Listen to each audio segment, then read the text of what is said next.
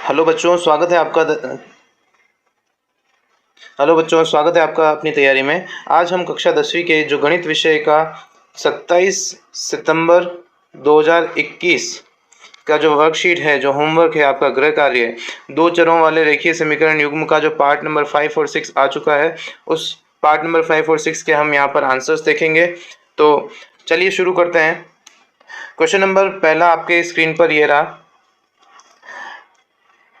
अनुपात A1/A2, B1/B2 और C1/C2 की तुलना करनी है। इन इक्वेशंस में हमें यहाँ पर दिया हुआ इक्वेशंस हैं। अब हमें पता है कि A1/A2 क्या होता है, जो A1x plus B1y plus C1 is equal to 0, ये एक इक्वेशन की समीकरण है, ये एक इक्वेशन है।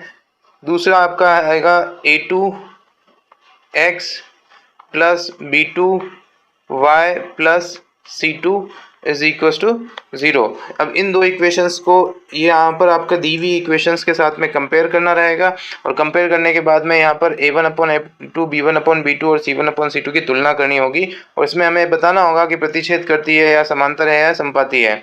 ठीक है, तो देखते हैं इसका आंसर क्या है। तो आपकी स्क्रीन पर इसका आंसर ये रहा। पहला जो सवाल था उसमें 3x 2y और 5 यहाँ पर है। इसी तरीके से 2x 3y और 7 सेकेंड इक्वेशन के अंदर है।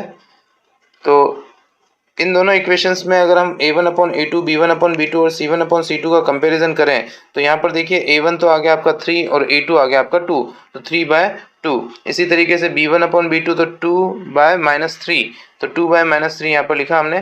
तो ये तीनों जो है एक दूसरे के इक्वल नहीं है। C1/C2, A1/A2, B1/B2 तीनों एक दूसरे के इक्वल नहीं होने की वजह से ये समीकरण जो है वो संगत होगी, और ये अद्वितीय बिंदु पर प्रतिच्छेद करती है। मतलब ये प्रतिच्छेद वाली रेखाएं हैं, एक दूसरे को प्रतिच्छेद करती हुई निकलेगी।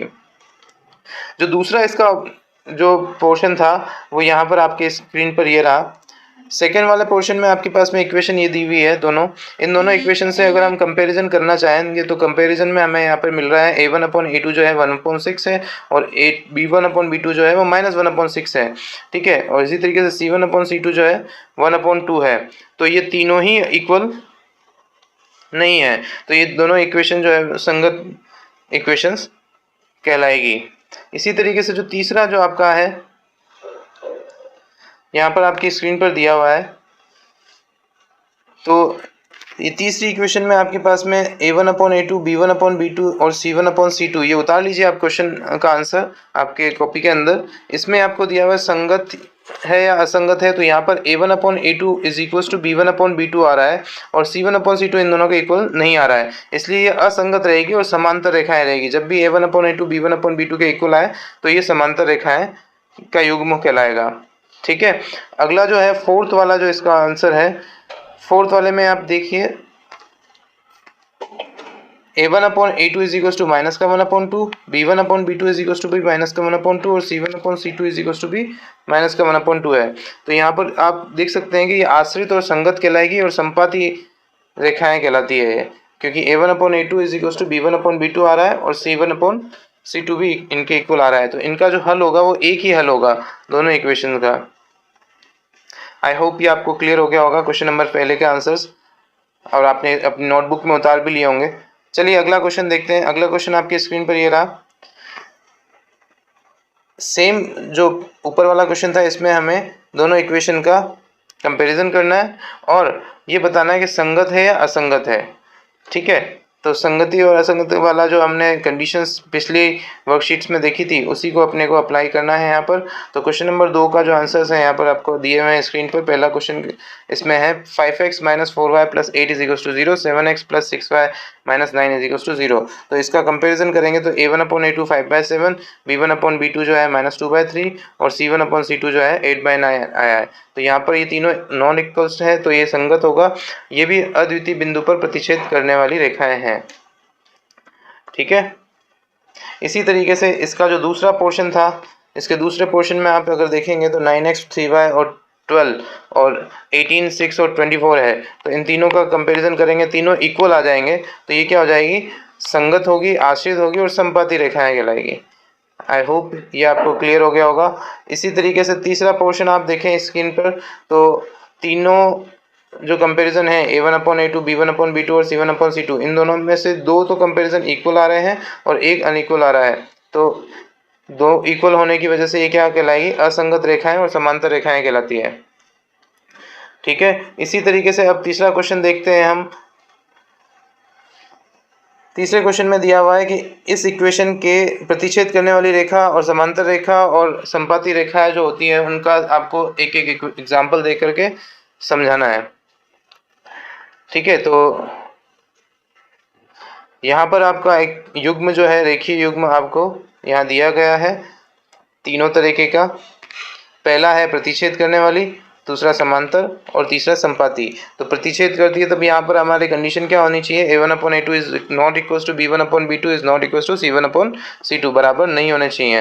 तो बराबर नहीं होंगे कब, जब ये इसका और इसका रेशो और दूसरे वाले का रेशो जो होगा वो इक्वल नहीं होगा। तो 2/3 और 1/2 इक्वल नहीं होते हैं, इसी तरीके से 6/5 भी इनके इक्वल नहीं होगा। आई होप ये क्लियर हो गया होगा प्रतिच्छेद करने वाली रेखाओं का। दूसरा है समांतर रेखाएं। जो समांतर रेखाएं होती हैं उसमें दो रेशो जो होते हैं वो इक्वल होते हैं, तीसरा वाला रेशो इक्वल नहीं होता है। तो A1/A2 मतलब 2/4, B1/B2 मतलब 1/2, जो दोनों हैं वो इक्वल होंगे, क्योंकि 2/4 को भी आप सॉल्व करोगे तो 1/2 ही आता है। तो ये दोनों इक्वल होंगे, तो समांतर रेखा का युग्म रहेगा ये वाला। इसी तरीके से तीसरा, अगर मुझे संपाती रेखा बनानी है तो संपाती रेखा में तीनों इक्वल होने चाहिए।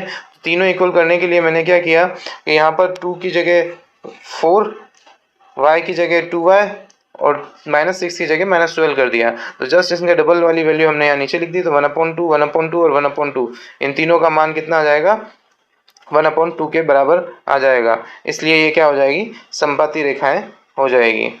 आई होप ये आपको क्लियर हो गया होगा। स्क्रीनशॉट लेकर के आप इसके आंसर्स लिख सकते हैं। और अगर आपने कमेंट बॉक्स में नहीं लिखा है कि भाई ये कैसी वीडियो लगी है, तो आप ज़रूर कमेंट बॉक्स में लिख दें कि वीडियो कैसी लगी है।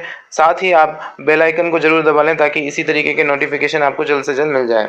अगला क्वेश्चन यहाँ पर देखिए स्क्रीन पर आपके ये है, x + 3y = 6 और इसी तरीके से 2x - 3y = 12। तो ये इन दोनों का ग्राफ खींचना है और x अक्ष और इन रेखाओं से बने त्रिभुजों का जो शीर्ष है उनके निर्देशांक लिखने हैं और त्रिभुजाकार पटल का छायांकित कीजिए। तो यहाँ पर हमने इसका सॉल्यूशन यहाँ देखिए आप किया हुआ है। आप इसका सॉल्यूशन एज इट इज़ उतार सकते हैं अपनी नोटबुक के अंदर। साथ ही इसको समझ लें कैसे किया है। तो पहली इक्वेशन के 2 कोऑर्डिनेट्स निकाले, दूसरी इक्वेशन के 2 कोऑर्डिनेट्स निकाले। हमने कोऑर्डिनेट निकालना सीखा था। फिर x एक्सिस और y एक्सिस पर इसको निरूपित किया। तो x एक्सिस और y एक्सिस पर जो बिंदु मिले हमें, वो बिंदु क्या मिले, एक मिला 0,2, एक मिला 6,0। तो 0,2 को हमने निर्देशित किया, 6,2 को भी निर्देशित किया। तो पहली रेखा हमसे ये प्राप्त हो जाएगी। इसी तरीके से दूसरी रेखा के लिए हमें 0,-4 और 6,0 मिला। तो ये दूसरी रेखा भी हमें प्राप्त हो गई। इन दोनों रेखाओं से जो त्रिभुज x एक्सिस के साथ में बनने वाले हैं, उन त्रिभुजों को हम यहाँ पर देखें इस पटल पर। तो ये एक त्रिभुज तो ऐसा बनेगा और दूसरा त्रिभुज आपका इस तरीके से प्राप्त होगा।